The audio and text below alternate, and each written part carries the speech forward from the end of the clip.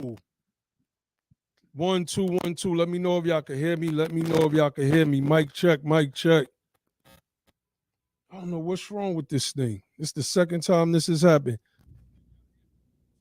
2 1 2. Mic check, mic check, mic check. All right, hold on, family. Hold on, hold on. Oh, you can hear me now? Okay, cool, cool. All right.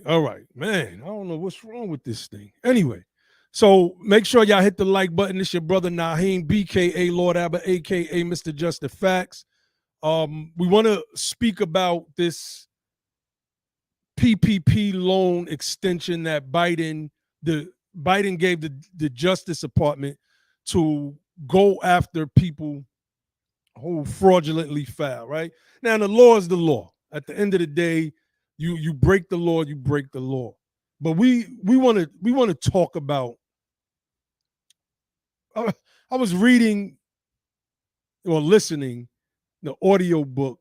They Were Her Property, and there was a little young black girl. I think she had stole some sweets, and the mistress had punished her, and she put her face under the rocking chair, and she rocked on the little girl's face until her jaw broke. You know, it's definitely kind of what we're seeing right now, right?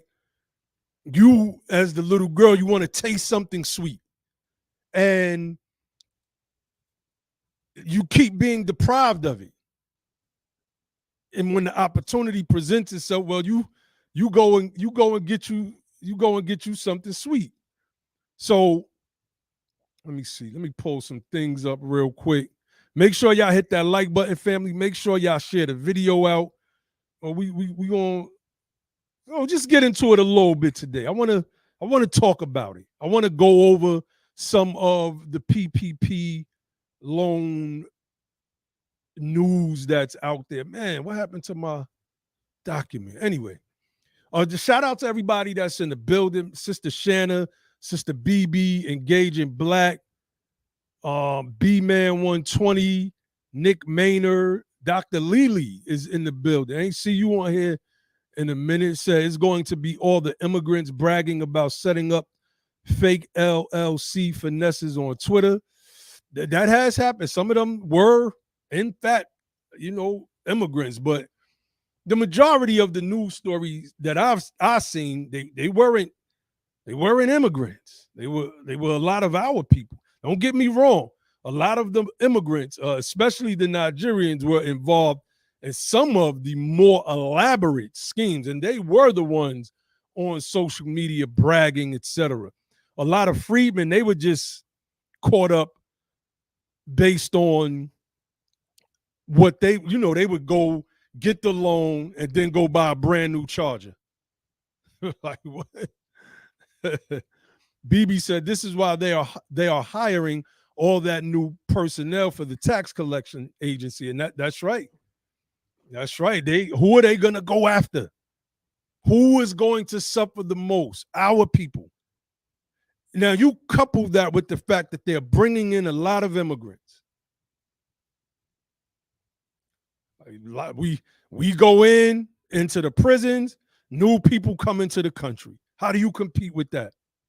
How can you compete with that? It's a tough thing to compete with.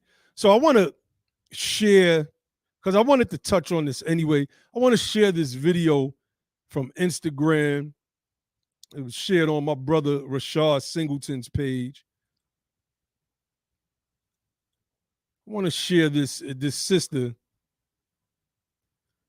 Dr. Lily said, I'm not sure. I ain't really know any folks scamming like that.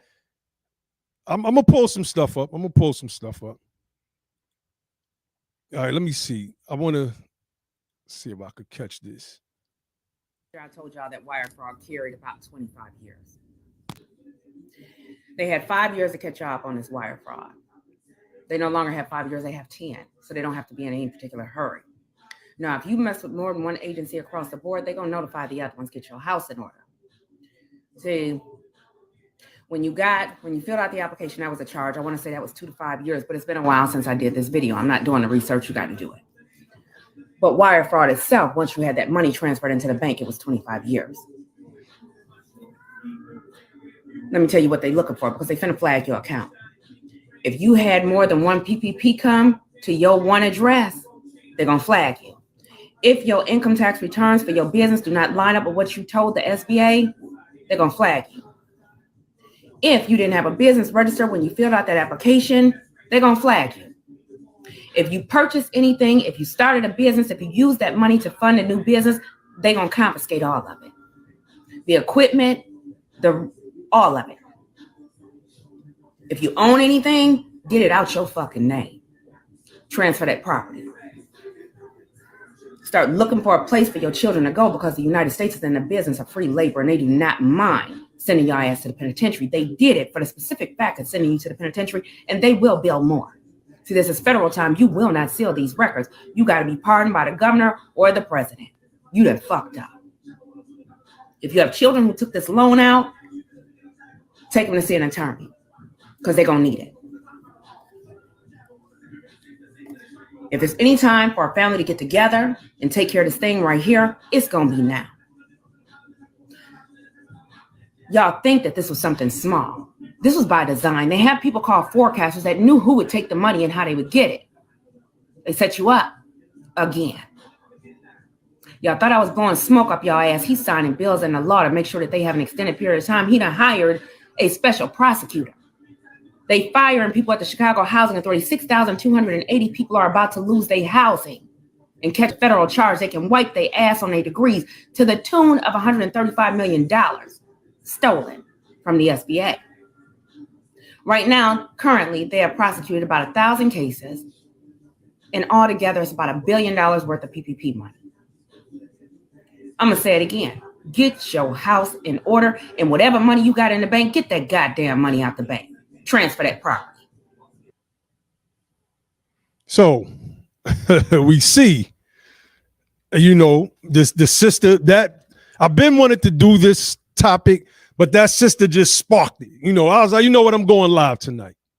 I want to talk about this PPP thing. I want to play Charlemagne's video as well. But what I want to do is I went to this website where there's smoke, there's always fire. And we live in a capitalist country that's supply and demand. So there's a man named Daniel Perlman. He's a federal criminal defense attorney that set up a website specifically for those people that would be guilty for PPP loans with the SBA. I was reading that Sev Dot. You forgot the F1 on there, Sev Dot. You forgot that F1. But let me see. Let's pull that up real quick. Let's pull that up.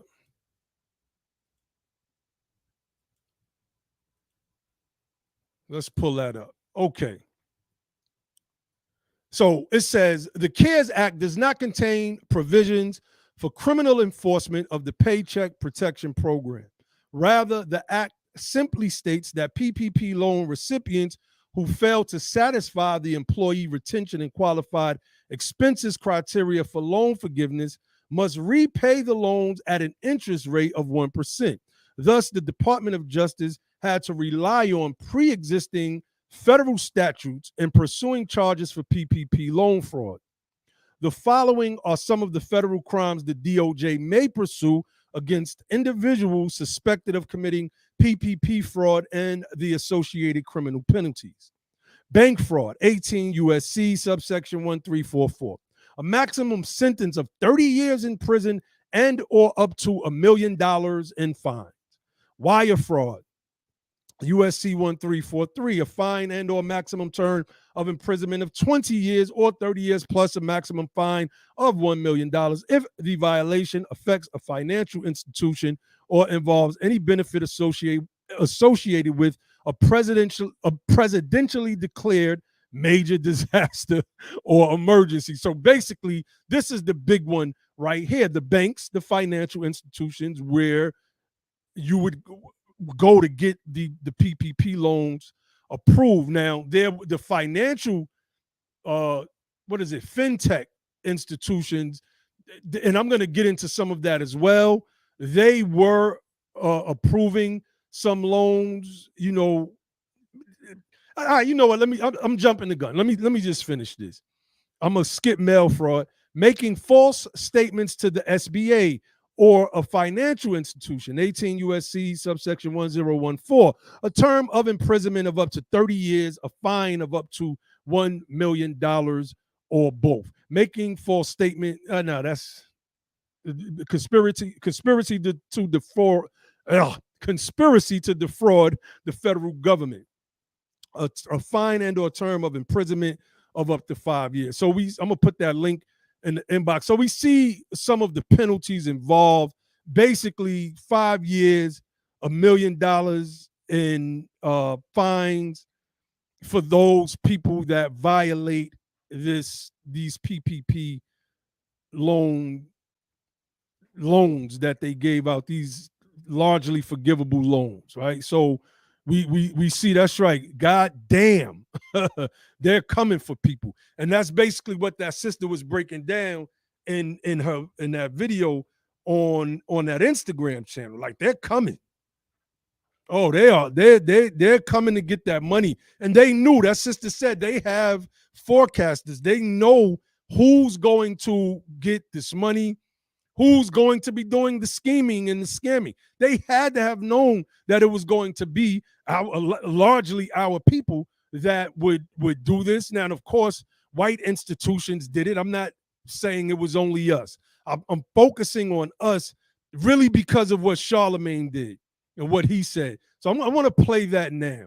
Let's play what Charlemagne said. I don't know if the channel was going to get struck. Peace, BTP, Riri, and everybody else that just joined. B-Man 120 said, but you give Ukrainians billions and it can't be accounted for. That's a fact. That is a fact. So let's listen to Charlemagne.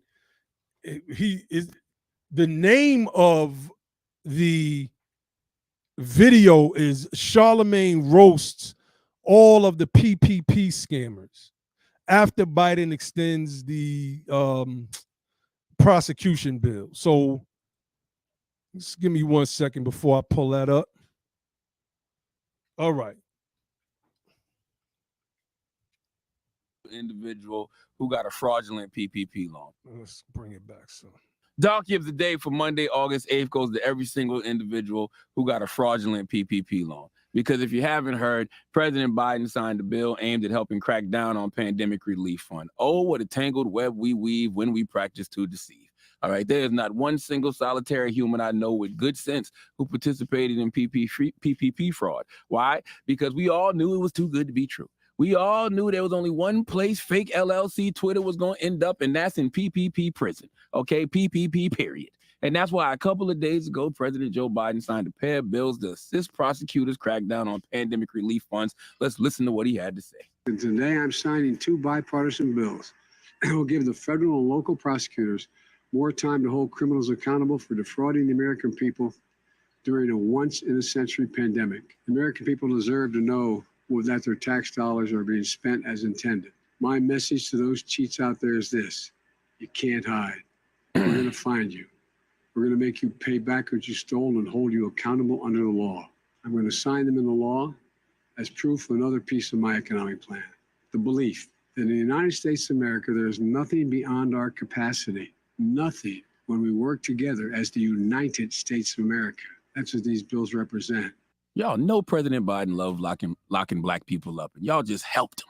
See, I'm not wishing jail on nobody. I just understand that there's consequences to all our actions. And for some reason in this era, people have forgotten that. All right, folks want to do whatever it is they want to do and then get mad when they don't get away with it. It's unreal to me. The mindset is crazy. Okay, and these bills that Biden signed will extend the statute of limitations for prosecuting cases of fraud against the government for 10 years. So for the next decade, if you did a fraudulent PPP scam, you better act like you a rapper from Atlanta who's been warned by the DA that more recalls are on the way over the next 60 days. By the way, she said that 3 weeks ago, so y'all got about 3 or 4 more weeks left. But I just want to know, what made y'all think y'all could get away with this fraudulent PPP loan scam in the first place? Some of y'all never owned a business, never ran a business, nothing. But all of a sudden, you creating these fake LLCs, lying about the number of employees you have, about the profits you made. We told y'all this was going to lead to you going to PPP prison, and you did it anyway. Okay, I don't feel sorry for y'all. Okay, I feel sorry for all the small businesses, all the small Black businesses who couldn't get any PPP money, who wanted the relief, who needed the relief, and for whatever reason couldn't get it. But all of y'all out there with fake LLCs like Dealy Nuts LLC and Beef King LLC and Ritter Wheat Club LLC, would you like to know who those people were? Those were actual businesses who claimed to be farms. But guess where these farms, and I got farms in air quotes, guess where these farms were located? In beach towns in New Jersey. Okay, hundreds of PPP loans went to fake farms in places where there is no damn farms. All right, there was an online lending platform called Cabbage that sent 378 pandemic loans worth $7 million to fake companies, mostly farms. Meanwhile, real farms couldn't get this kind of relief. This is what makes me feel like all of this was a setup. Okay, how were so many legitimate businesses ignored, couldn't get the relief they needed, but all these fake LLCs weren't? For all you YouTube conspiracy theorists out there, this is a conspiracy you can run with, because they killed 2 birds with 1 stone. In this case, they killed 2 niggas with 1 loan. Okay, because if you're a small Black and brown business who couldn't get a PPP loan, you probably ended up ultimately losing your business. So they killed Black and brown businesses. And if you're a Black or brown person who got a fake LLC, now you go into prison. And I don't even have to tell you how incarceration kills families. So therefore, this was the ultimate trap. Okay, you killed 2 niggas with 1 loan. It was clearly a trap, and y'all fell for it. I don't feel remorse for any of you. Okay, PPP was intended to help businesses make payroll during the pandemic, with those loans being forgiven if companies met specific criteria. Okay, it was for small businesses to stay afloat, not for you niggas to ball out on boats. Okay, I don't feel sorry for any of y'all.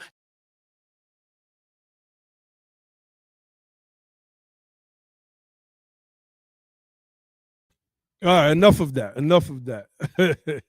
The reason why I wanted to do this tonight, that sister one, and when I seen that video, I think it was either yesterday or the day before, of Charlemagne roasting the people that got the PPP loans. You can't tell a poor people. Me and Brother Ibrahim was having a discussion because we were going to do a response video to O'Shea Jackson, popular YouTube guy from out of the manosphere. And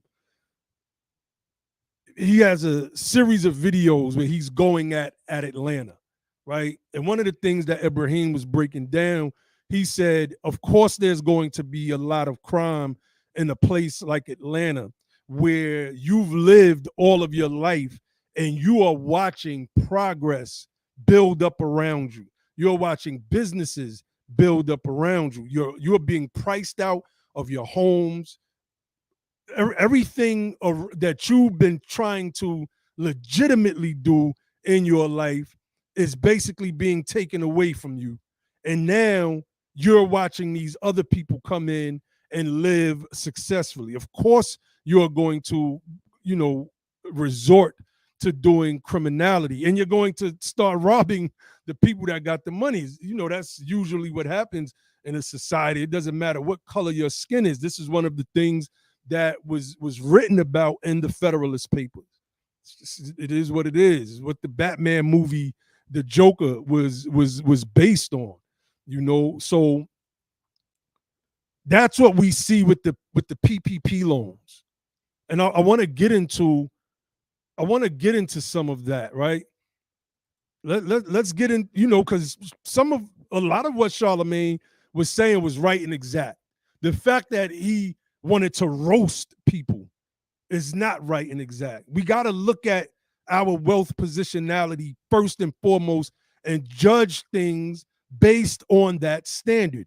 When you write books called Black privilege, when our people have absolutely no privilege, Even Oprah gets profiled when she go into high-end stores in Paris.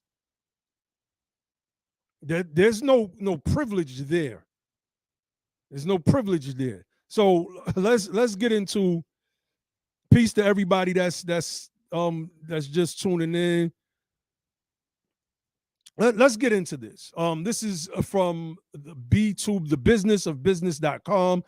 Black-owned businesses received less than 2% of PPP loans, while white-owned businesses received 83%.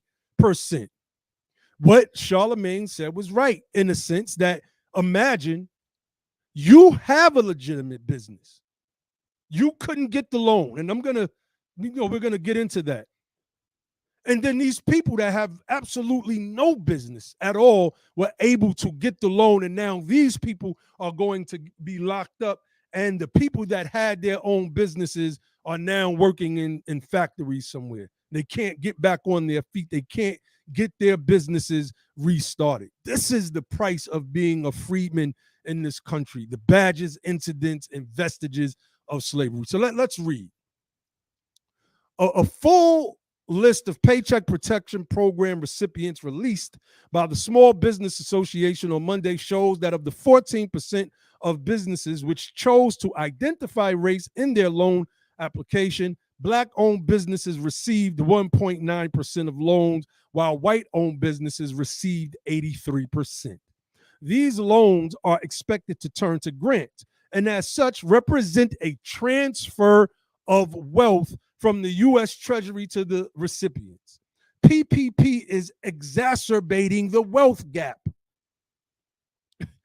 Like, when we hope that a commission on reparations happens at the federal level outside of HR 40. Hopefully, there's some new legislation that will be done in place. I've reviewed some of, what the family has put out there. I think we really, as a family, need to pull together and really sit down and really work on a piece of language a piece of legislation with some more unique language to it. Because, we don't want anything that even sounds like HR 40. After reading it's a poorly written bill for the purpose that it's established for a study. It's just as simple as that. And outside of that, the president can simply issue an executive order. Okay, so here's a chart showing the breakdown of the recipients by race. And make sure y'all hit the like button, family. Make sure y'all share the video out. So if you want to support the channel, you can use the super chat. You could also support via Cash App, $ BETHEPOWER. You could go to the website, usadof.org, and make a tax-deductible donation there, because the United Sons and Daughters of Freedmen are a legitimate 501c3. So let's get back to this, because this chart here is telling, right? The blue represents percent of loans received, and red represents the population. Just like the wealth gap, when we analyze wealth in this country, white wealth, if I'm not mistaken, exceeds its population here percentage-wise. The PPP went along the same lines. Black or African American, look at the blue line compared to our population. There's so many different factors, right? When we look at our status in this country and us being denied, right? This culmination of disadvantages that have happened over generations, that's what is represented in this chart. And those of us that study our people and study the data and the history of why we are in the low wealth positionality that our people are in this country, we get a chance to understand why that bar is the way that it is. But look at the Hispanics, right? Look how much further the Hispanic loan distribution is to their population. Now, one may say, well, yeah, man, look, they ain't receive a lot either. It's almost compared to blacks. The difference is the black population is growing at a almost normal to below normal rate because of high incarceration, high homicide rates in the cities, extremely high abortions, more abortions than any other group. And I don't know if we have the highest homosexuality rates per capita, but all of these things are factors in slowing growth production, right?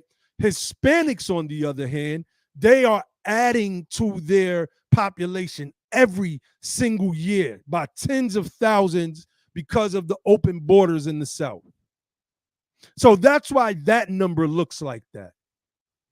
But what they are doing is they are taking advantage of these programs because a lot of these programs are designed for immigrants, not these programs specifically, but they have a lot of programs, and we went over that on the last live stream, designed for immigrants to tap into and build up to, whereas their percentage of loans more than doubles our percentage. We don't have people coming over here and joining into Freedmen numbers per se, but these people come from all over Spanish America particularly, and they get lumped into Hispanic, and that's why that number looks the way it looks, because they keep adding poor people to their demographic every year. And we see the rest.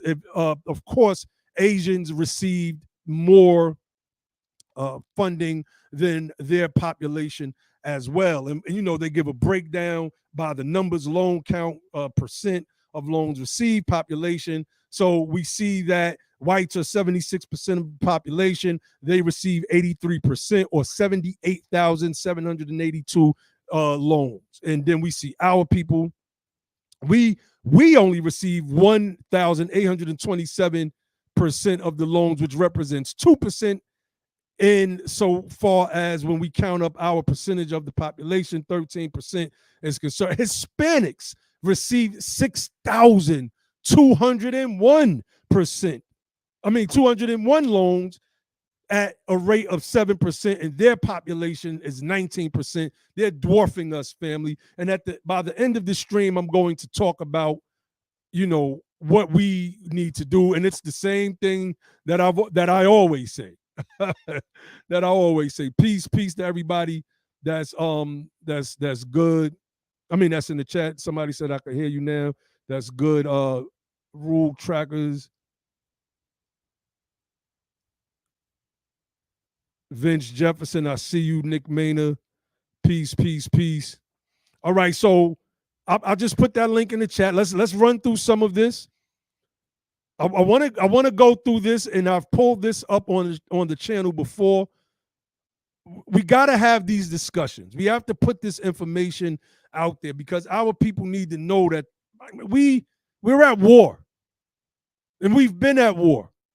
And we're going to touch on that. This Mother Jones did this last year. We've pulled this article up several times on the platform since it came out. How PPP loan distribution became the new redlining.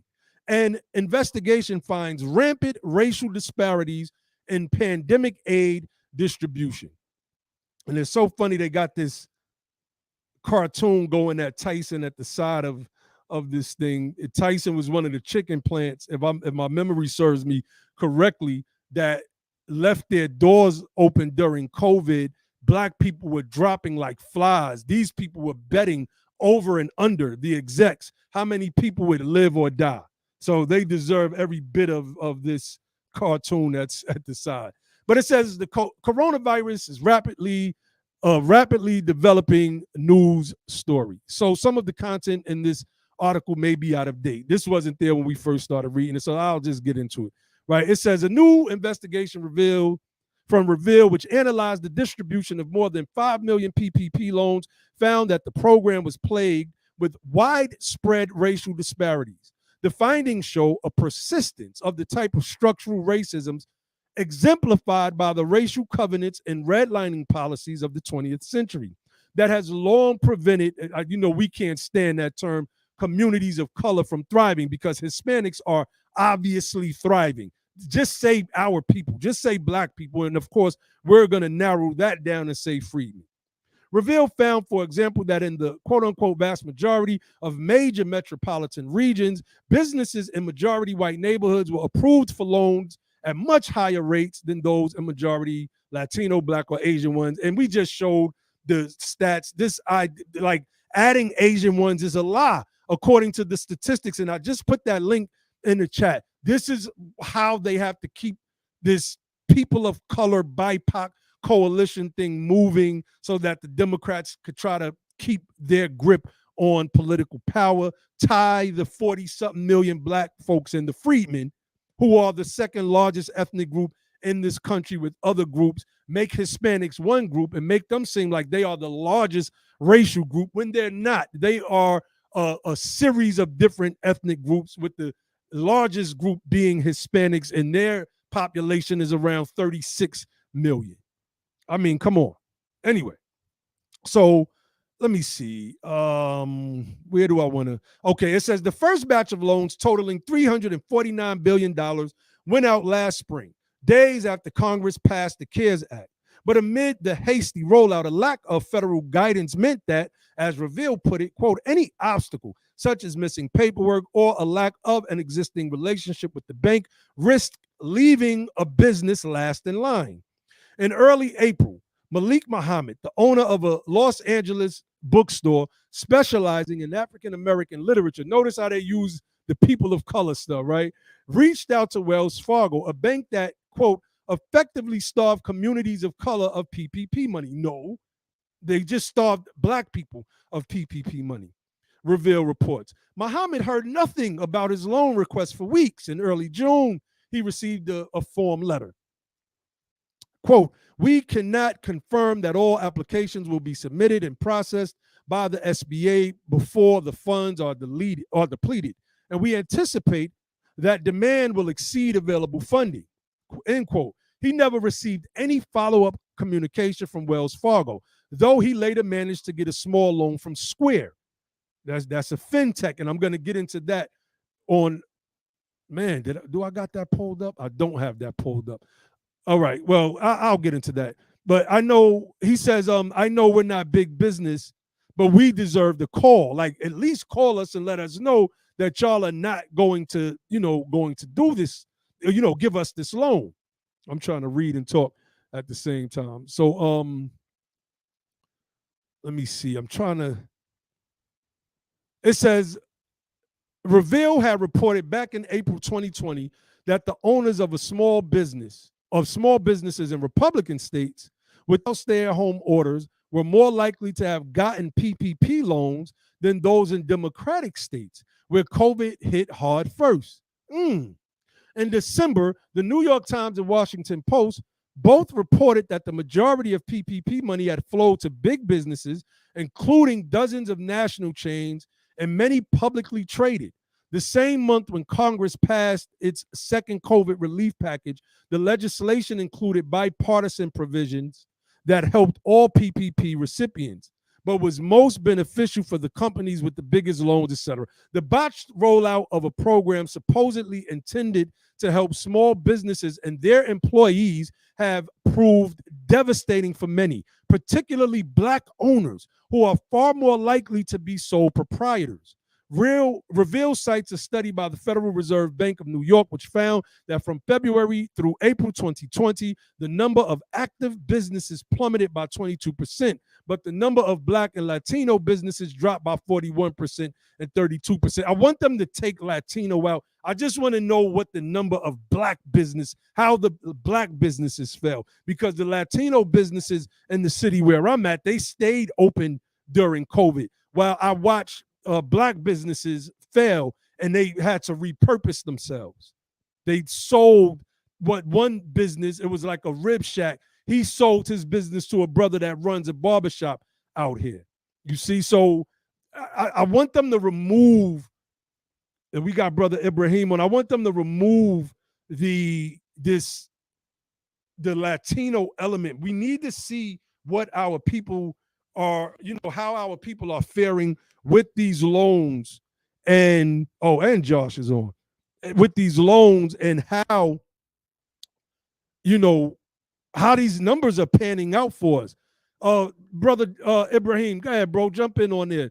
And I'm gonna, after y'all go in, I'm gonna pull up some of the black celebrities, etc., that got caught up. It's no surprise to me that our people took these loans, right? I mean, we've been hollering for years about the median household wealth of Black Americans, right?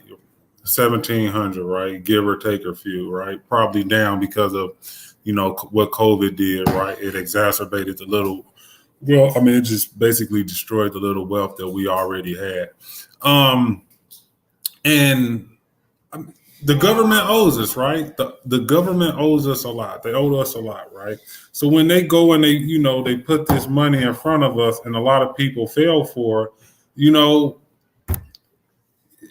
it's a sad thing to see, but I understand why they did it, right? I can empathize with those who really needed the money, who fell on hard times. Some of our people who wasn't able to get the unemployment. Some of our people who wasn't able to get the stimulus because maybe they didn't work or owed child support or for whatever reason it was.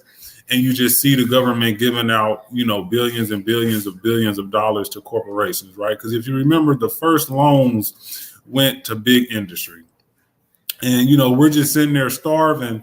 And the only thing they saying is, COVID is ravaging through Black communities. And every night on the news, they're showing ambulance run from one end of the city to the next, right?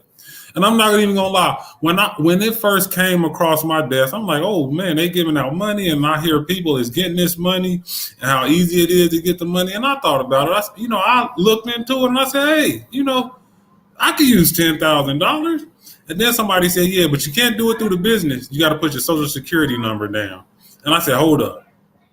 You telling me I got to put my social security number down to get a business loan from the federal government? I'll pass on that. Right?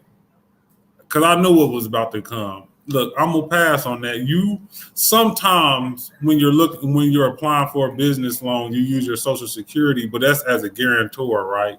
Meaning that if the business fails, that then they can try to come after you personally, right? But that's not something that's practiced every day when it comes to business and loan.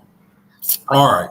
So the way the loan was structured is that you can get the first $10,000 as a forgivable grant, right? If you have 10 employees, right? So you basically get $1,000 per employee. So if you legitimately ran a business and you had a payroll and you had 3 people on your payroll, you was going to legally be able to qualify for $4,000, right? Yourself and the 3 other people that you had on your payroll. And that would be forgivable, right? Up to 10 employees total. Anything over that $10,000 was a loan. So the first thing I knew was the people that was getting over $10,000 was going to get red flagged immediately, right? And if you look at a bank statement, right? I don't know how many people look at their bank statements at the end of the month when they email you, but you'll see that, a lot of times they'll chart it out, right? The banks, they know your pattern. They know how much money you get. Bob Doe has been getting X number of dollars, right? $800 a week for the last 7 years, right? Sometimes he work overtime and it goes up to like $975, $1,000. Sometimes he might miss a day, it drops down to $600. But if you look at that bank statement, right, and you look at that chart pattern, you'll basically see it consistent, right? It's consistent. Imagine for like 5, 6, 7 years, it's been basically consistent, and they understand around tax time. Some people get money, it'll jump a little bit, but imagine like it just jumps 10,000, right? Now, for those of us that know, and that's, kind of dabbled in the black market, we know that the feds red flag anything over $10,000, right? 10,000 is the magic number, right? And it's funny that they set those loans, right, to be forgivable at $10,000. And a lot of people that I know, right, they went for the $10,000. Now, anybody over that was just being super greedy, right? I know people that went for 30. I know people that went for 40. And then I don't know personally nobody, but we've seen stories of celebrities that just went for the gusto, right? Yeah, I know some way more than that. 6 figures. I'm talking about brand new cars in the driveway, jewelry on, the whole nine, right? I'm about to use this PPP loan as my reparations, right? If the government don't want to give it to me, I'm gonna forge this mug and get this money overnight. And that was another thing. The money usually hit your bank account within a week, right? This ain't the first time. Like there's always these little scams. Y'all remember that this was after the PPP loan, but it was this little game going around on the internet, and it was actually a gambling thing when you buy into this board. It was some type of board, and people was buying in, and if you make it to the center of the board, you can make how much money was in the center, right? It's a lot of them, bro. They was running rampant. Go ahead. I remember them. And I looked at it as, man, this is a remedial joke. Nobody's going to do this. No. And then they started writing articles about this stuff. That's about right. People was making millions of dollars off these boards. I had a homeboy tell me, like, hey, man, my cousin won $800 twice. Let's get on this board. I said, how about you get on the board? He get on the board. He won zero money. I had another homeboy that always gambled. He said, you know why you won no money? You weren't playing a big enough board. There's a board where you can buy in at $1,700, right? So he was playing for 17 and the payout was like 20 or 25. And I'm like, add up the money. It's a Ponzi scheme. Come on, man. They don't just build big buildings in Vegas for the sake of building big buildings in Vegas, right? Y'all pay for that stuff. Y'all pay for all that stuff. So back to the PPP loans, right? It was coming fast. It was coming quick. And I'm going to just say this before I end. You know, we so far, okay, they see you. We so far in the hole, right? We so far in the hole that, you know, and this is $10,000 that just hit your account, right? No taxes, no nothing, just a positive $10,000. As a community, we so far in the hole. Y'all ever been really thirsty, like real thirsty, but you only got like a little sip of water left? And you drink that water, and it's like, man, this water ain't did nothing, right? Mm-hmm. People got that money, and that money was gone. As soon as it hit their account, that money was gone. That's how broke our community is. $10,000 just ain't enough, right? It just ain't enough. So people got that money. And I know LLC Twitter tells you, like, with just a couple $1,000s, right, you can become the next 100,000 or millionaire, right? Big boss, you're doing big bosses. You can be CEO. You can put CEO in your title, and you'll just be riding around in Maybachs and stuff after a couple months, right, from LLC Twitter. But when people got this $10,000, I think they actually found out that $10,000 ain't nothing. About time you paid a couple child support payments. You know, if you was behind on your rent, you know, you went on a vacation, you bought some furniture, right? People got that money, right? And I'm talking about the people who got that money and did the responsible thing with it, right? I don't know if you can call it responsible because they stole money, but can you really steal money from a government that owes you money? But anyway, people got that money. And those of them who took that money, right, and bought groceries, right, paid rent, paid mortgage, paid child support, got caught up on their car payment, right, put a little money in their kids' pocket, that money went quick. So now you got this money and it didn't change nothing, right? You still living the same life. You got the same level. You got the same wealth position that you had before you had that money. If you invested in a business, 9 times out of 10, that business didn't do nothing, right? Because it's only $10,000. $10,000 ain't no money. $10,000 ain't no money. And now you back to square zero, right? But that ain't good enough for Biden. That ain't good enough for Jim Crow Joe. Hey, did you hear his tone? Man, Jim, look, he can't remember nothing but the fact that he don't like black people. You heard his tone. Never mind sending a black person to jail. Never mind sending a black person to jail. He woke Now up. you got that money, and for the next 10 years, you got to watch your back like you was Big Meech or something. You got to watch your back like you really did a bank heist. Because this man might come for you. The feds come for you in a multitude of ways, right? They have a vast jurisdiction. And they have a vast jurisdiction and a vast wealth of knowledge because unlike the police, is about people who basically came out of high school, went to the police academy. Some of them went to the army, community college, things of that nature.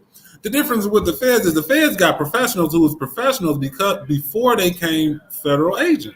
So you might have an accountant, you might have a banker, You might have like a blue collar worker, like a truck driver or a carpenter, right? And you'll have like this whole diverse group of federal agents on your case, and they all looking over your case with their professions, right? So the accountant is looking from an accountant perspective, right? He got his accounting hat on. And the banker is looking from a banker. And the everyday Joe is looking from an everyday. And that's why they got over 99% conviction rate, right? These people come at you from all angles. And what Joe Biden basically told them to do, hey, I know what y'all do. I'm going to give y'all extra time to do what y'all already do at 99%. And that's convict people, right? Predominantly convict black people. And that's a damn shame, right? That's a damn shame. And I empathize with these people, right? Because I know like our people needed the money. Whether you wasted it or whether you tried to be responsible with it, we needed the money. And America was hurting. They was bailing out big business, right? What did Malcolm say? You know, like that's just crazy. I think he said when America gets a cold, Harlem has the flu. Our people was suffering, man. That's right. Our people was on the front line, making minimum wage, and they was hyping us up too, talking about we keep America running, but wouldn't give us no money. That's They gave us a way to commit a crime. That's a shame. They it's funny they trying to disband the FBI right now because they going after Trump. You know, I wouldn't be mad if I see some of our people that got them PPP loans saying the same thing. Disband, shut them down before they come get us. Yeah, go ahead, brother Josh. Yeah, you know, it's an interesting topic. I don't. It's almost like I just think of that Jay-Z song. That Jay-Z I forgot what it's called. The freestyle. I'm America's worst nightmare. I'm young, black, and holding my nuts like yeah. And then he goes in. He says like, how could I get a real job trying to white right there, right in front of my sight like here? Yeah, there's your ticket out to get a take flight right there. Like when I hear that, I think about the PPP loans. Because I think a lot of people were using the PPP loans as like, okay, now I can get in business. You know, y'all weren't approving me for loans. The banks weren't approving me for loans. So now the government is giving out loans. So now I'm gonna get in business. You know, that's you know that. I think one of the things we were talking about was during COVID, you started to see like a disproportionate amount of black businesses started. And yeah, many of them were started. People were trying to say, yeah, the relief, like the $1,300 or whatever it was, 25. How much money was it? It was a little bit of money, a few grand. But that coupled with the PPP loans, and a lot of it was fraud.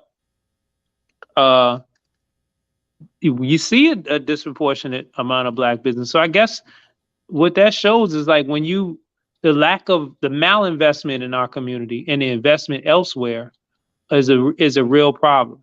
You know, not to divert the issue, but if you look around the state budgets, right, and I should even say city budgets, how funds are allocated. Pay attention to how funds are being allocated. Are funds allocated to criminalize us and to support other groups? I mean, I was on the phone with the sister Roz earlier, and she was telling me about Washington D.C. and you know we got the issue of those large influx of illegal immigrants that they came across the border into Texas, and Governor Abbott had them rounded up and drove a lot of them to Washington D.C. And now a lot of those people are getting there's like millions of dollars being invested into attorney fees for to represent these people. And I'm like, you know, that's investment that, you know, this type of investment to support that particular group we don't see that same type of investment or urgency for making that type of investment to support our group. We just allowed to just starve out, bleed out, and decay, whereas other groups get support. Not only that, I wonder, I will be curious to see what the data is looking like as far as, I don't know if you have it ready pulled up already, Naheem, but the data breakdown behind the number of PPP loans and those that are, that are being prosecuted. Because I would not be surprised to see that we're the group that's prosecuted the most under this, not just because we have a disproportionate amount of that are found to be fraudulent cases or committed some type of crime behind it, but because we're targeted. I know personally lawyers and people, that I know that actually work in the investigation of fraud cases on the PPP loans. And let me just tell you, there's a lot of people on that right now. It's a huge task on that. It's a lot of investment into people to dive into that. And that's just real interesting to me, because a lot of people agreed to take the loans because they thought it was going to be forgiven anyway. Let's just keep it real. A lot of people took it they figured they were taking a risk, but a lot of the talk was about, okay, it's going to be forgiven, it's going to be a grant. They wouldn't make it this accessible to get it this quick if they were going to turn around and criminalize it. But yes, they would. Yes, they would. You got to understand who's getting criminalized and who's not. I think the LA Lakers even got PPP loans. There's a lot of large corporations that were getting these loans and they were getting dinged. And once they got exposed, they just had to, they let them get away and just pay the loans back. But I wonder how many of our people are going to get that same type of courtesy and leniency. So I got really more questions than I got answers, brother. And, let's continue the conversation. 1 2, can y'all hear me? Yeah, I can hear you now. 1 2 1 2, can you hear me? Yeah, you good. Yeah, I think I have a short or something, man. I maybe just need a cord, and I got another cord. I plugged that in. Can you hear me? Yeah, I hear you. Can you hear me? Okay. Yeah, you good. You good. Okay, cool. Ibrahim, did you want to touch on this article? Yeah. So, the funny thing in this article, right? If you scroll down just a little, right? Just a little. Over the last year, multiple stimulus measures from the federal government has helped families buy groceries, pay rent, and and build a financial cushion. This aid might also help start a new era of entrepreneurship. There has been a surge in startups in America that experts have yet to fully explain. That's where I wanted to stop that. There has been a surge in startups in America that experts have yet to fully explain. But they know it rose by 60%, right? And down in the bottom of the article, they basically saying, sometimes you got to turn a car off to turn it back on, right? And they got these theories that they know ain't true, right? But what you can tell is, America dumped a bunch of money into the economy, right? You had stimulus checks, you had increased unemployment. I knew people that worked jobs and they made $600 a week, right? And then they got laid off or they weren't able to go to work and they got unemployment. And then, they was able to get that 400 increase. So they went from making more, right? More through the increased unemployment than they was actually making when they was working and they was sitting at home. And then you couple that with the PPP loan, right? There was a span where, people was making more money than they had ever seen before, right? And it was all hocked up by the government. And I'm not blaming them. That's what the government is supposed to do. On hard times, it's supposed to bail its citizens out. Hey, Ashley. So when you when you just couple that in with the PPP loan, which gives you some additional money, right? Yeah, 1 2. Yeah. Go ahead, bro. Yeah, so when you couple that in with the PPP loan, that gives you that additional money on top of increased money that you already got, right? People was trying to cover their tracks, right? And it's funny because I believe this might have been before COVID, or maybe it was during COVID. I had went to Naheem and like, hey man, how do you start an LLC? And it's relatively cheap, right? I'm talking about, what was it, like less than like $200 or something to get everything filed? Mm-hmm. So we're not talking about people who like really went out and started. Like, all you had to do was set a couple $100 to the side, right? This article doesn't speak on the type of businesses that was formed, how much capital was invested into the business, if the businesses turned a profit. All they knew is that people was running around and they was filing LLCs. That's all this article says, right? And now, I think if we look at it now, and as you guys heard Charlamagne give Duncan the other day, a lot of people was just trying to cover their tracks, right? They was, they could kind of foresee what was going to come, and I even know a lot of people, and I heard a few people tell me this. They said, you know what, I'm taking this money, but I'm gonna make sure I got this money in my account if it ever double back so I can pay them, right? That was their intention. That money long gone, but them indictments ain't, right? And whatever they gonna do through the IRS, and if they gonna withhold your taxes for the next umpteen years or whatever, that's not right. And like, to me, that's a shame, because if you compare it to people who sold subprime loans and subprime mortgages, even though they collapsed this economy and black people lost their homes, they were still able to get their bonuses, right? And people who work for the bank was allowed to manage and supervise those government dollars and those government programs to the people. When it comes to our people, Jim Crow Joe Biden, right? The man who ramped up incarceration, right? Put the mass incarceration. I don't see him having no leniency. And if he passed away, let me just tell you something. If he passed away, his VP, Kamala Harris, she ain't gonna have no sister girl empathy for you. That's right. She's gonna go even harder. We got our brother, one of our honorary members of BTP, my brother Dre. But before you come on, Dre, because that article that Ibrahim brought up, we shared before, right? And I wanna pull this one up real quick, because that article, we've spoken about that in the past.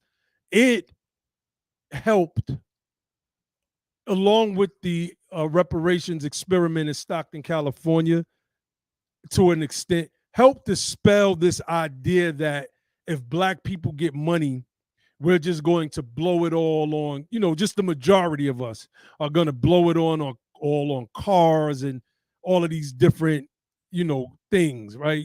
We're going to be profligate, if you will. And what the data showed was that when people got this money, they tried to start businesses. They incorporated LLCs, and it was like they wanted to do something. They didn't want to just be criminals. They wanted to start businesses, but access to capital, it is what it is. I want to pull this article up. This is from CNBC, and it says Black spending power reaches record $1.6 trillion, but net worth falls by 14%. It says CNBC's Frank Holland joined Squawk Box to report that Black spending power reached a record $1.6 trillion in 2021, although the group's net worth declined 14%. So what's going on in 2021? Stimulus money, right, in the form of PPP loans, which, our people didn't necessarily get a lot of PPP loans. We got to be honest with that. And some did. And those are the ones that they're coming after, right? The ones that obtained them legally, because they're not going to be the ones that's able to pay them back. But the extra $300 in unemployment money, a lot of people were out of work. Black people, particularly Black women, are the majority of retail workers in this country, if my memory serves me correctly. So naturally, what you're going to be doing with the money in a time of an economic crunch is you're going to be spending because you're going to need to spend money. Most people are not buying stock food to put up for rainy days and pandemics, right? People live as long as their cabinets and their refrigerators get go from full to empty. So what this report here is, and I don't want to play it because I know it's going to probably flag the channel. And that sister that I played earlier, she had Jay-Z playing in the background. That might actually get the channel flag. I don't know. But, you see that the caption is telling. Black spending power up, racial net worth is down 14%. So, it shows that when you have money and you have to dispose it because of necessity and you're not able to retain it, then you're not going to be able to build on an already low net worth, right?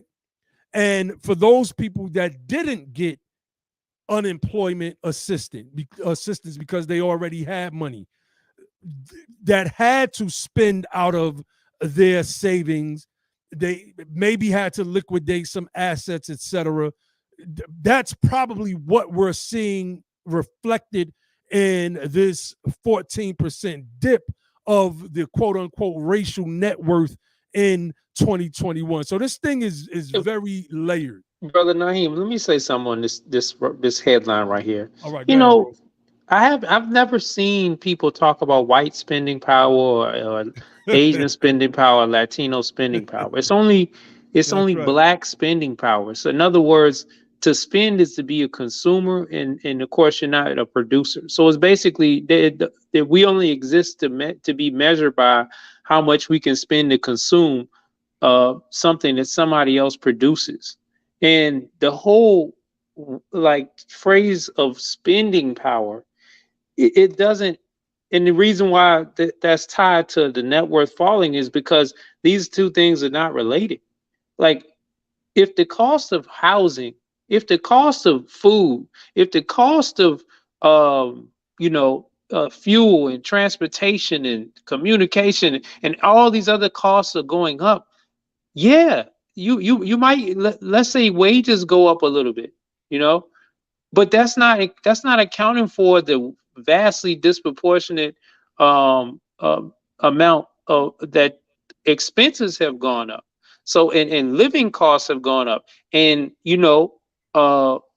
let's talk about the cost of buying a house, the cost of rent. Like, those things have gone up way higher than wages have gone up. And people that own assets, their assets generally in the economic expansion, they're gonna increase in value. If you are owner of real estate during that period of time, 2020, 2021, in a lot of areas, the houses were still, the prices for those things were soaring because of the shortage of supply, and was a problem with supply chain issues with certain supplies that were needed for building and maintaining and all that kind of stuff. So I mean, if you are owning those type of assets, you are seeing your prices go up, the value of those things go up. If you are not in the ownership class, you did not get a chance to participate. All you had to do was bear the brunt of the expense of having to pay higher expenses. So yeah, it would make sense that your spending power may go up a little bit, but let's not talk about spending power. Let's talk about, subtract from that what it costs to live. What you got, if your expenses have gone up, who cares how much? If your expenses are going up $20 and your spending power, quote unquote, is going up $5, you hustling backwards. So of course your net worth is going down, and the water is rising above your head, and you finna get drowned. And that's the deceiving part of this particular title right here. Yeah, basically. Yeah, go ahead, brother Dre, jump in, bro. Yeah, no, I really just wanted to, and Josh and yourself touched on this, because if you remember, I guess during the pandemic, when we would go on other people's channel and argue about why we needed reparations, Mm-hmm. we were told that we were good with money. And if I'm lying, please step in, Josh or Naheem, Oh and tell no, me you I'm right, lying. bro.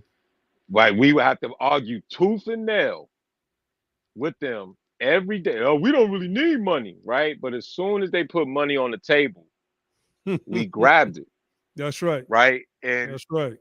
you know, I'm as you remember the other day when I first posted when Charlatan the Fraud said that, you know, I was like, well, okay, you were the one that was promoting these two people for office. That's right. And now you're bragging to us that we should have known that they're going to lock us up. It's like, okay, so I'm supposed to cherish this woman, venerate her, exalt her for my presidency. But now you're telling me, oh, you know, her and Jim Crow Joe, them prosecutors. It's like, which one is it, right? Because where's the compassion? You know, and this is why the older I get, the more I realize for the most part, celebrity is a mental illness, right? Because you forget every single thing you went through. You forget every single thing you had to go through once you get into a certain status or a certain proximity of money, right? And I seen this with one of my good friends who got caught up in the PPP loan scam. Baby Blue from Pretty Ricky. Like I used to do business with him outside of dressing him corny Freedmen, but I used to really like I was friends with him. And when I found out he got caught up in it, it was just a it was a it was a it was a rude awakening to really let us know like how real it is for him to take and then to put his mom in it, right? And to take that much money. And a former business partner of mine took like 100,000 and 150,000. And I said to the person, I said, "You don't think they're coming back for that money?" And all he said to me was, he said, "Man, they only charging me."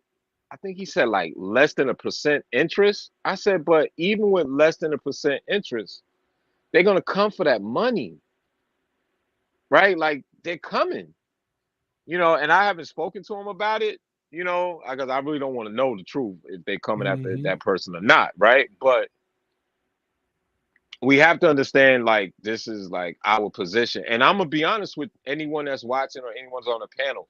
They're gonna come for all of us because they're not gonna come for the ones that the real crooks, right? It's corporate welfare to the ones that don't need it.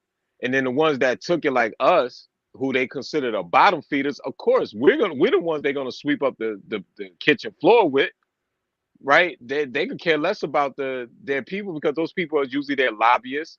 There's usually their campaign supporters. There's usually the people that is within their cabinet anyway. So of course they're coming for the people that they feel like, hey, we're gonna get what y'all got because we ain't giving up ours. And we should have known. I felt like so many of us really needed that money because let's just think outside of the extra $600 a week, right? That people got. Think about how many people wouldn't return to work just with the extra $600, right? So now you dangle another 10,000. Like think about it. The average person that didn't have an LLC and created one to get a PPP loan took at like $30,000. I don't know if y'all are educated on this. There's like 2 or 3 websites that all you gotta do is put in a zip code and you can find out everyone who took it within your proximity. So if I was to put in my zip code, I did it just to see if it really was true. I put in my zip code. I seen the oil company that I buy oil for my boiler in the house with. They got it. I can tell you exactly how much they got. 225,000. Right? You could literally find out every single person that got it according to your zip code, which is crazy. Yep. Right? Yep. So when we think about things like that, it's like I had so many conversations with people on the Dagger Squad channel, not when they talking a foolishness, but when we do the stock class on Wednesday. And I used to and I told all of them because there was a guy from Las Vegas. Garfield. Yeah, you know. My brother. But Garfield. why go on, my Nah, guy. why But go on, brethren? yeah, so I was talking to this one kid who's out of LA but lived in Vegas. This Mhm. man was getting homeless people on the street 25,000. and was bragging about it on the air with us. And I said, bro, if you think for 1 second that at least 80% of those people gonna get ripped in that, I get it. They don't, like, it's hard for them to find. They don't have no address, but you done took their social security number, like Ibrahim said. You done gave them an address, right? They're gonna find that money. If you giving, think about it, homeless people, he was giving them getting them $25,000 loans. Hey, you know what? It's crazy because I say, I empathize with those who like took that money, right? But there's another group of people, right? Black people are always so predatory, right? There was a group of people who like ran and found out the information, right? Like secondhand before the ghetto did, Right. Before our people did. And I know a guy, right? He passed away, right? So he ain't got to worry about getting indicted. But anyway, he was running around and he basically created some type of hustle by telling people, I can get you the PPP loan. I'm the one who know how to do it. You're going to get $10,000 and just give me like $2,000 of that, right? A lot of these is like young Black women, single mothers. You think them people not going to telling you when the feds come? Man, listen. Hold water? Like, and they supposed to tell on you, right? Them people like, it really irks me when our people get some information that can benefit somebody and then try to sell it to them, right? Try to you talk about monkeys in the barrel, right? These people got to put their social security on this loan, right? So the feds gonna come to them first, right? And you know this, right? And a lot of times it wasn't even explained to them like this, right? It was explained to them as that you just start the business, you fold the business account, right? Or you fold the personal account that they sent the money to. A lot of these people didn't even know, right? Because all our people know is, hey, I can get $10,000 and they went with it. Them people right there, I can't wait till they lock them. Like I dang near want to go Charleston White on that. Like you played your own people, you ran your own people under the bus for a few $1,000s. And this particular person I'm talking to, right? Before it's all done, he went and bought a Bentley, right? I don't know if you educated on this, Ibrahim, or anybody else who's watching, but I know this for a fact because similar to you, by me having a business, something came down the pipeline, right? And it was a former business partner trying to tell me he wanted to do business with me again via if we was to go, and I'm like, I thought about it and I was like, nah. Matter of fact, I thought about it to the point where my quarterly taxes was due for filing for the LLC. I wouldn't even pay them. That way I know I wouldn't be in good standing so people wouldn't go behind my back and do it. You understand? Because he was once a part of my LLC. So it's easy for him to look up the filings. You understand? I wouldn't even pay my quarterly filing for that year. Cause I say, yo, what if I'm just minding my business and I see all my assets just garnished? You understand? But what a lot of people are not educated on is that most underwriters of these loans who was going to people, they're almost exempt from prosecution. And they're almost like if you know Rick Ross' story, they're almost like the drug dealer coming back to Rick Ross after he cleans his life up to give him that one last big hit, one last big payoff, and then send him to the cops. They're literally selling the same people that they sold those loans to back to the government. Because that's what happened with my man Baby Blue from Pretty Ricky. One of the underwriters sold him back to the government and put everything in discovery to the point to how much money he had in his bank account before the loan to how much he had after the loan and where the money went. That's crazy. If that ain't predatory, what is? And people, we was talking about this earlier. You got people that's charging people. So let's just say you get a loan approved for $10,000 and you pay the person that did the loan for you $3,000. And the IRS, the SBA and the government, they want the whole $10,000 back from you. They want Yeah. you to give the 10,000. Yeah. Like, I only got 7 of them. Yo, man, this thing is Yo, gonna be tough. listen, But that's look, exactly what happened to them. I think about like Jay-Z and Meek Mill, right? These dudes are fighting to get rappers who snitch on themselves in I think it went through in New York, who snitch on themselves in albums, on records, to not, so that cannot be used as evidence in a court case. You see what I'm saying? So it's like, even in the celebrity world, there is this misplaced thing. The people are poor, but you'd rather say, I'm gonna protect the thing that I got rich off of, even if it means black people get to kill more black people and get away with it because feds are starting to indict them by using the lyrics of their own songs. But I wouldn't do anything to help people that's going through this PPP thing, knowing that people really are just poor. It's like, I started this thing off talking about this book called They Were Her Property, and the young black slave stole some, some sweets, I believe it was. And, she's a young kid. Like most young kids love sweets. I don't know one that doesn't. I was a young kid myself. And the penalty, I think she whipped her, and then she put her face under the rocking chair. She rocked back and forth on the young girl's face until her jaw broke. Right? Like, that you got penalized for wanting to taste some sweet candy. And this is what's going on with our people, man. They're getting penalized for wanting to just have a slice of the American pie. And, you broke the law, but we have to look at the circumstances behind it and not be so quick to do what Charlemagne did and just roast people. Now, people were doing dumb stuff.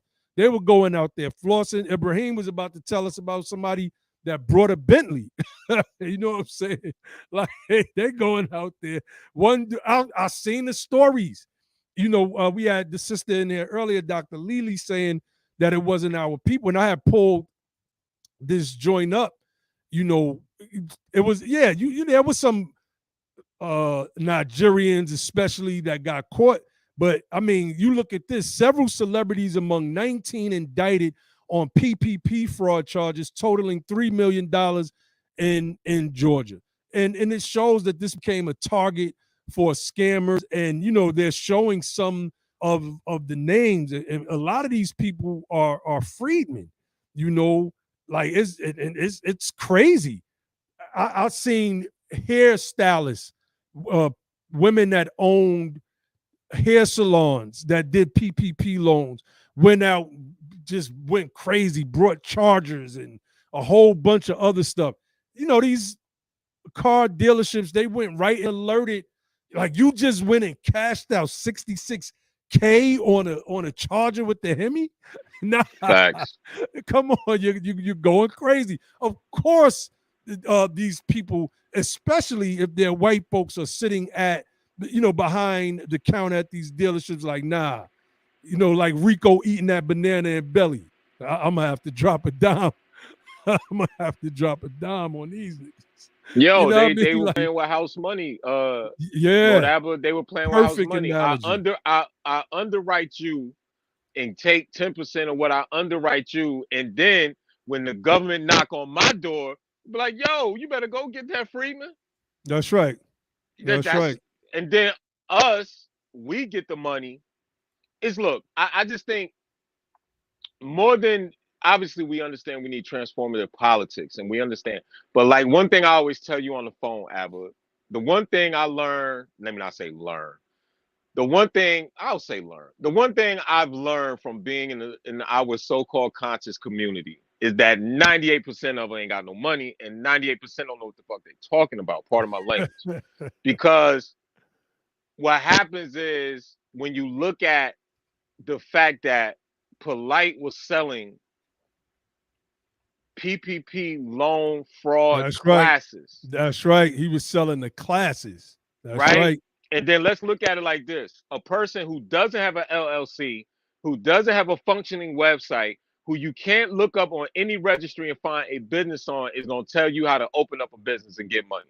So us being a little bit more refined in thinking and having some type of deductive reasoning, right, understands that how can I take business advice from a man who has no business? And why would I pay a man who has no business $500 for a class to open up a business that I myself is not educated on to get money from? Right? And you learn those things just from being around these people. Right? It's almost utter. It's almost like when you hear the person who always dooming the dollar, right? You know how we talk about that all the time, right? Abba, these people keep saying, well, why get reparations? The dollar is going to crash, right? And then the next day you see them on YouTube and say, well, my Cash App is. That's right. You're like, what? Okay. That's right. So Cash App, which takes cash, which equivalates to $1, but the dollar's going to crash. So why are we worried about reparations? That's right. Right? It's just, we understand like why. Listen, as smart as our so-called community is, and I'm not talking about this politically educated community that we're talking about, but the so-called cons community, none of them know monetary or fiscal policy, because if they did, they wouldn't say half of the stuff they talk about. None. Right? And this is why we get caught up in these cyclone, whirlwind, quicksand ideas. You know, and I tell people all the time, you're never going to become rich before you become stable. That's period. Right. Unless you hit the lotto. And that's exactly what I was going to say. Unless the moon is unless the earth is at a 33rd degree tilt from the sun, the moon is at a perfect riptide, and the breeze is blowing, and you hit the lottery. Okay, then, cancel Christmas. But until then, you're not going to get rich until you get stable. Not in this what we call super capitalistic society that we live in. You understand? It just, we don't get that. And for us, it shows you that it goes back to my original point when you say a year and a half ago, when we had to argue with these people and say we do need money, and they say we don't need money. And as soon as money came out, we were the first ones to be like, all right, run that. Like, it's silly. That's right. Josh, oh, damn, Josh just fell off. Yeah, go ahead, Ibrahim. No, I just second everything he said, man. You know, it's sad because, you know, you want to be astute, right? But Ibrahim, hold on. You know, we just in such a dire wealth position where we unable to make the right decision. You know, if y'all familiar with the cookie study or the marshmallow study, where it's a delayed gratification study, right? And they gave these, I think it was like elementary kids. They told them like, hey, I got a cookie for you, right? But if you wait, I'll give you 2 cookies, right? And those who waited didn't get the cookie, right? And there's a second part to that study, right? The second time around, because they was deprived what was said to be rightfully theirs, the second time around when they got a chance to get that cookie, they took that cookie.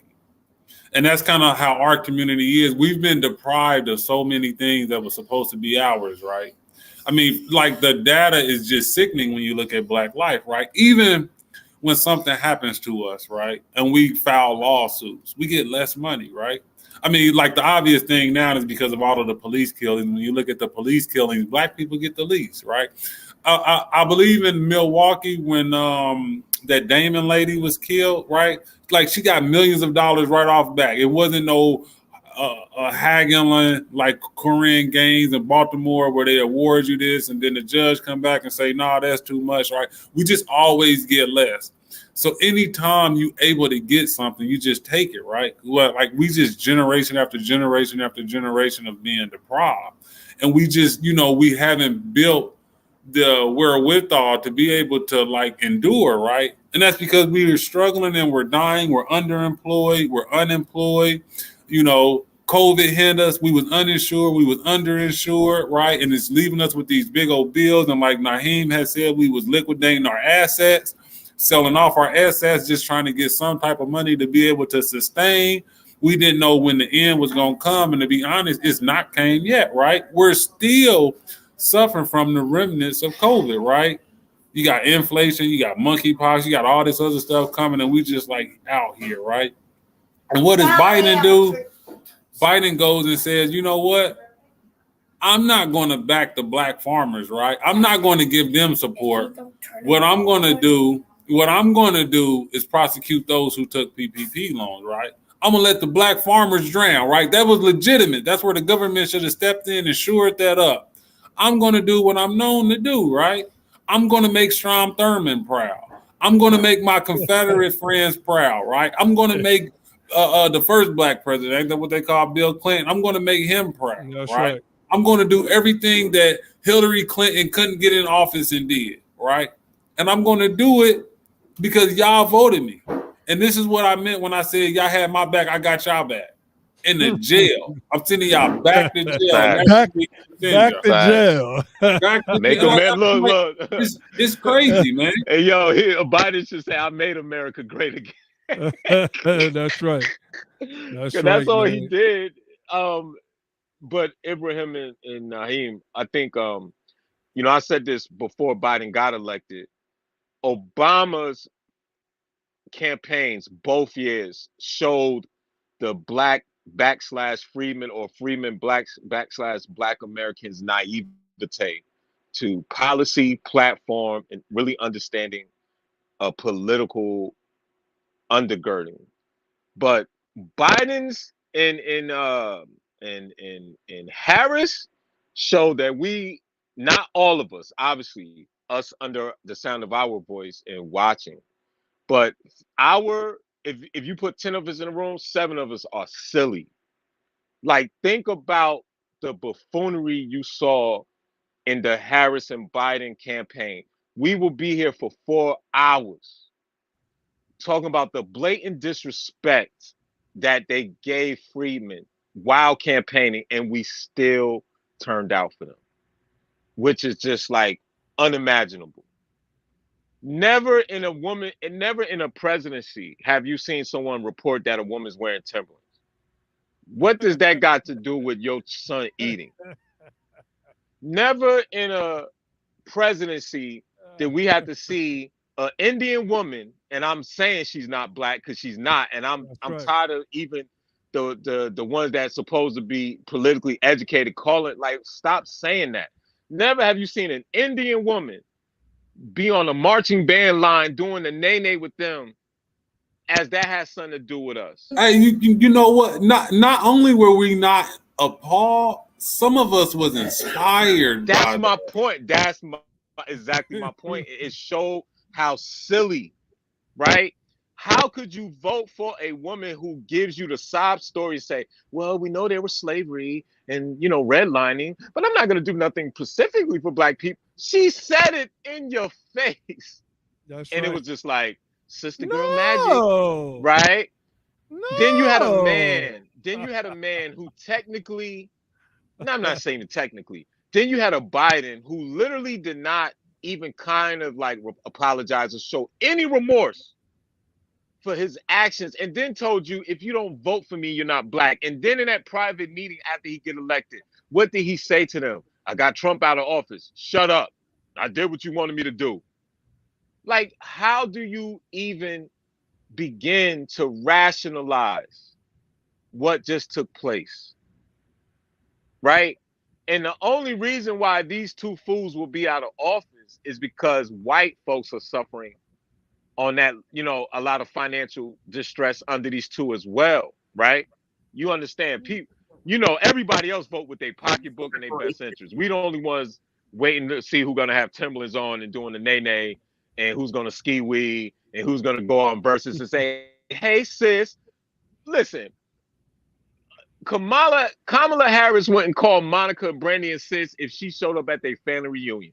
So why would you think she would call you sis now that she's elected? Look what she did. So 8 months after she elected, she's the Asian American such and such panel right. that she created. Like, come on, man. Like, it's let me play this. We're just quick. Like, we silly, man. For black people. Look, listen, I'm not gonna sit here and say I'm gonna do something that's only gonna benefit black people. No. I'm not gonna sit here and say I'm gonna do something that's only gonna benefit black people. No. I'm not gonna sit here and say I'm gonna do something that's only gonna benefit black people. No.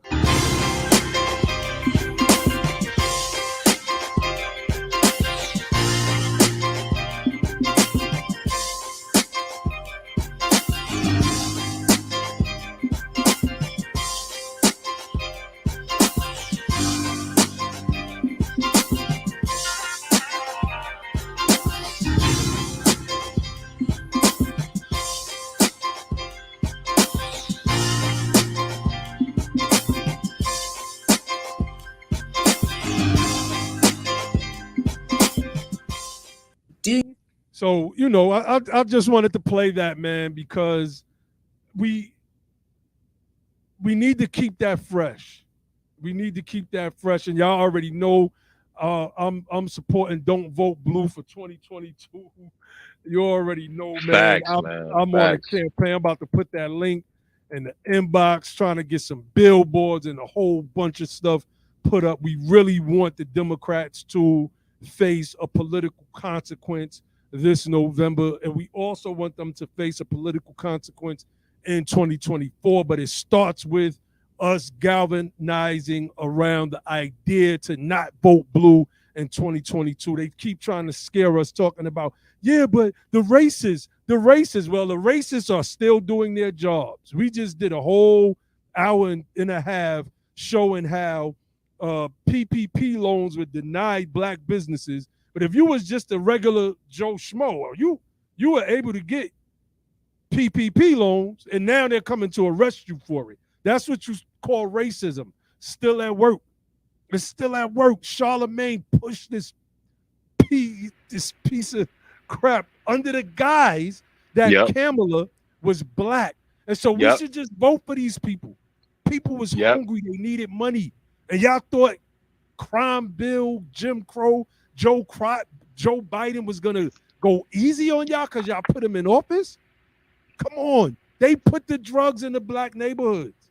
How did cocaine get into our neighborhoods? We didn't, like, it's an old cliche line, but it is still as true as it is effective today. We didn't own no boats, no planes. How did the coke get into our neighborhoods to even make the crack? How? So now y'all put the PPP loans in there, and y'all criminalize the crack that y'all put in the neighborhoods in the same way you criminalize what seemed to be easy money that was supposed to be forgivable loans in the first place. Now you're trying to arrest me? No.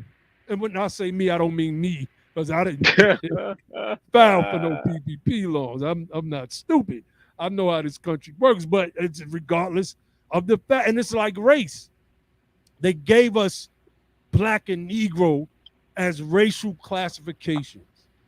Then they told us we couldn't use race to get specific things. And we look at the black farmers and the statement that the black farmers just put out, they went at Biden because of that. It's like, how do you win in these situations where the banks, and I forgot to pull up that other article, but it showed where the banks chose which people, the mid-level banks chose which people they were giving loans to. And it showed that they largely chose to deny black people loans. How do you win? Then, how do you sue? How do you sue the bank based on the fact that they racially discriminated against you? Then you got to first fight against the fact that it's racial, right? They gave us this racial classification. Now that we get discriminated against by it, they tell us, well, you can't use race. Then they say, well, you know, somebody mic open. Yeah, mute out real quick, Dre. Then they say, you can't sue because you got to prove that it was because of race. And so the Supreme Court, we go back to the Byron Allen case, created this but-for standard. You know, if but for race, Can you prove that that's why you didn't get this loan? You're not, if you can't find an email or a recorded phone call of bankers talking among themselves saying, man, I'm denying every nigger loan that comes across my desk, you're not going to win. Even though the data showed that that you got discriminated, the black loans were hardly getting approved. It showed that. Check that inbox. All right, no doubt. I know a sister that turned down a $17,000 PPP loan because she felt that deep down inside that it just was not right. She said it wasn't right, man. All right, let me pull this up. Let me pull this up. And this is exactly what's going on. And, I'm looking at the Latino portion of this screen share, 95%. All right, small businesses of color excluded from the PPP program. Business owners by race, 95%. Latinos, 91%. Now, we got to remember that when it came to Latinos, like these numbers don't comport with the number outside of ours, of course. They don't comport with the numbers that I showed earlier. So I don't know how accurate these numbers are compared to the actual study that I was able to pull up that showed that, for instance, Asians, they were getting these loans. Latinos got way more of these loans than we got.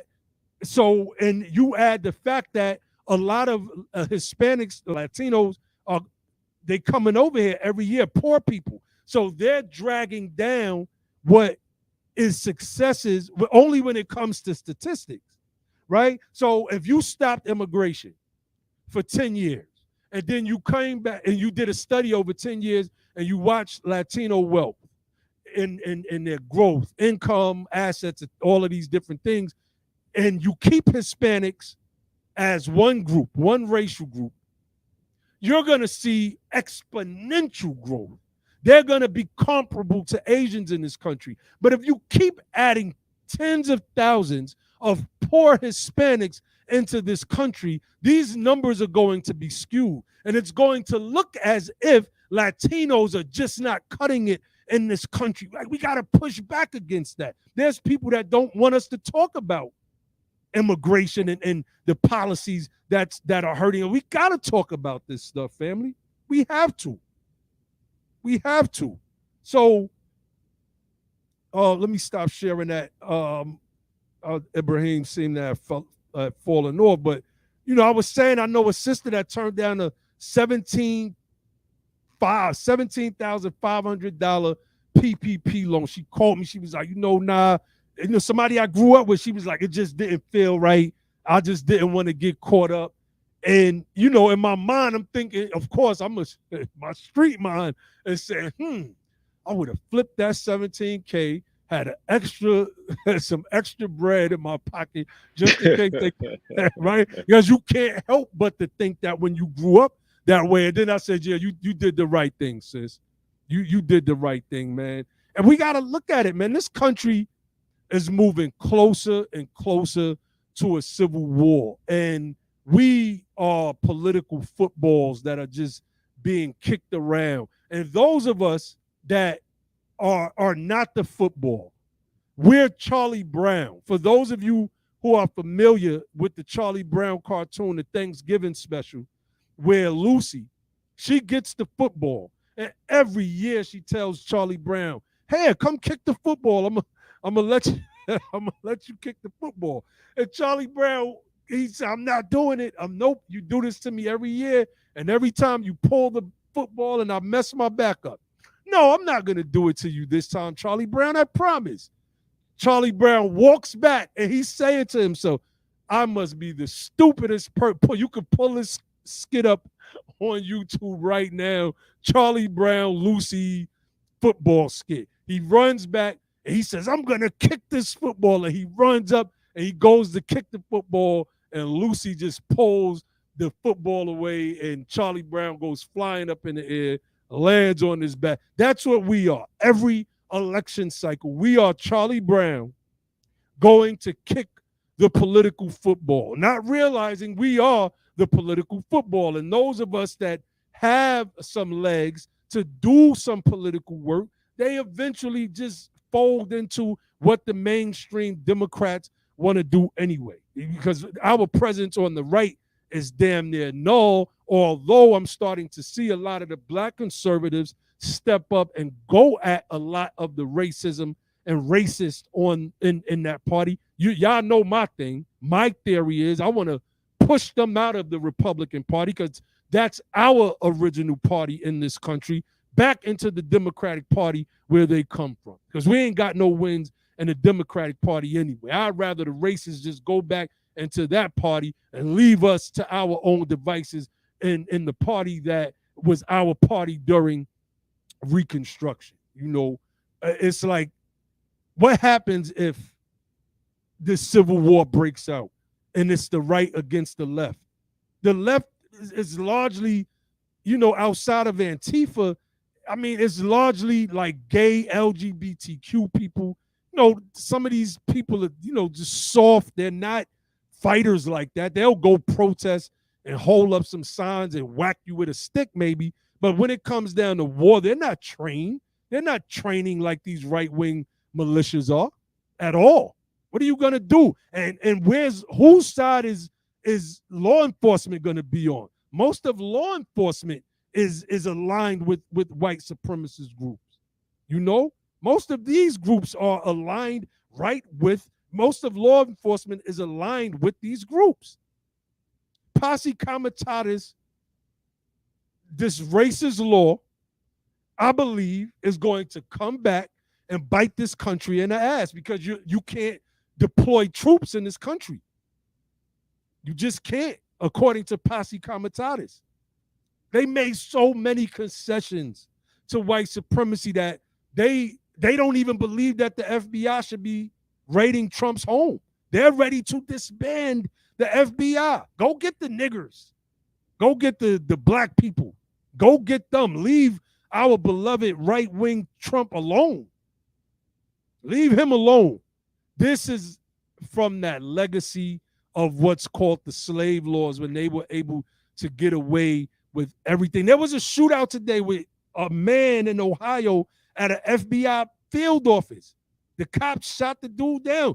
Like, this dude, allegedly, because of the raid on Trump's Mar-a-Lago home, this dude went to the FBI field office and just opened fire, got into a shootout with them. And they said he had ties to the insurrectionists of January 6th. That powder keg that Malcolm was talking about, it has exploded.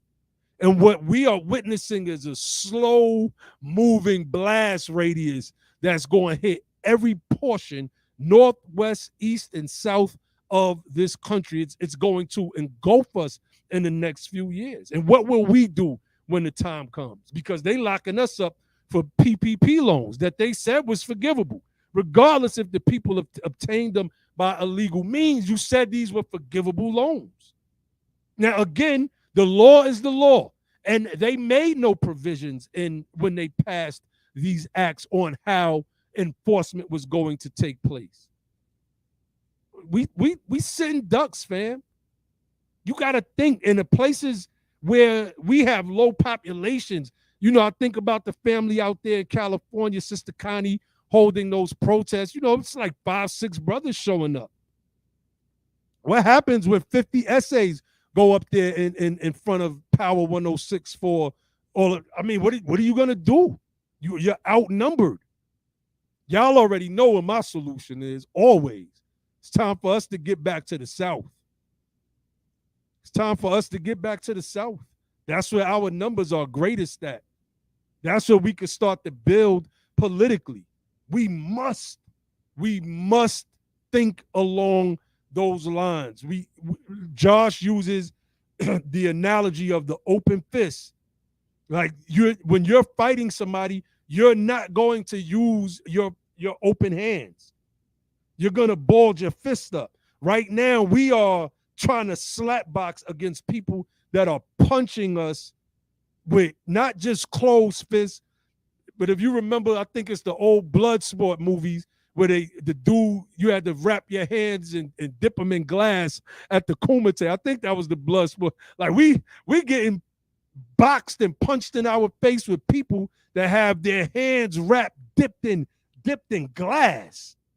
And we trying to fight out here with our open hands. We trying to slap box with people trying to punch us. No, we must come together and ball our fists up, then wrap our fist up in policies and laws, and then dip our hands in the glass, which is the enforcement of those laws, so that we can hit back at those people that try to do us harm. So we can show that we have control and that we have the same ability and fighting mechanisms that you have, that we are in control over states in the South, that we not only control the majority of the politics here, but that we control most of the police forces here, that we control the sheriffs here, that we control the National Guard for this state here. It's time for us to start thinking differently.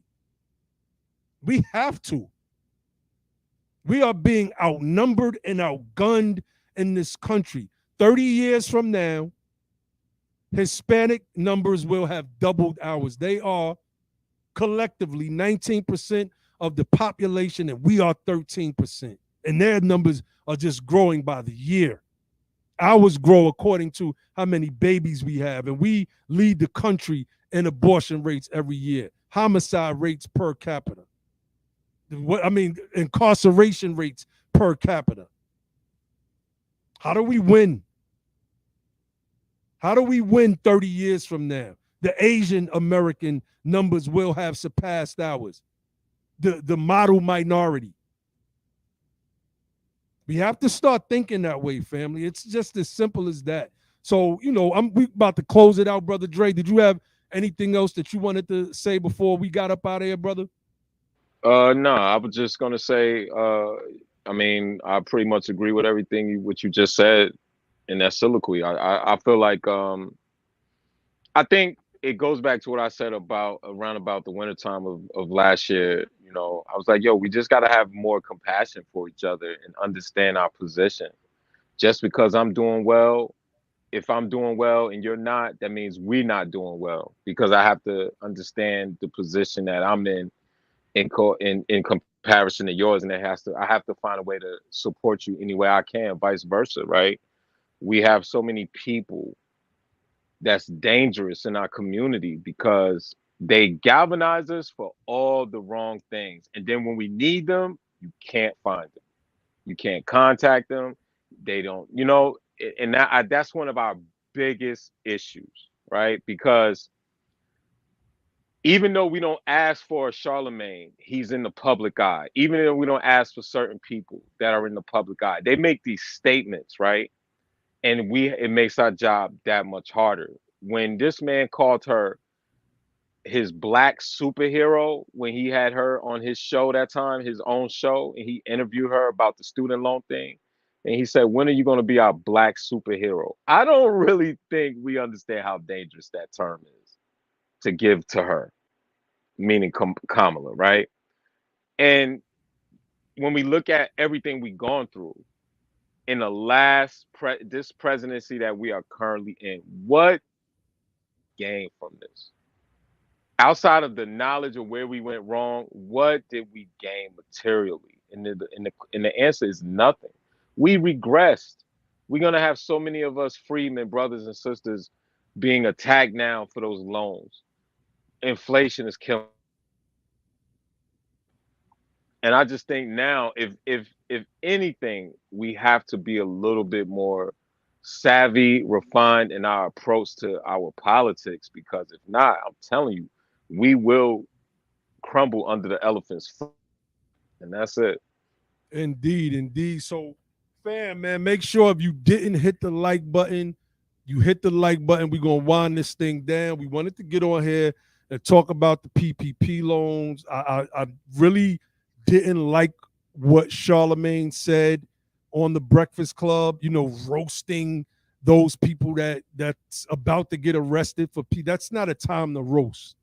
You know, that it's just not a time to roast people. It's a time for us to like really look at things and say, why did our people take those loans in the first place? Nobody wants to look at that. You heard Biden's tone. Biden's tone was, yeah, you know, like Ibrahim said before, you know, when it comes to black people, Sleepy Joe wakes right up and start playing whack-a-mole. You know, he was like, oh, we're gonna go at some black people. Okay, well, let's go.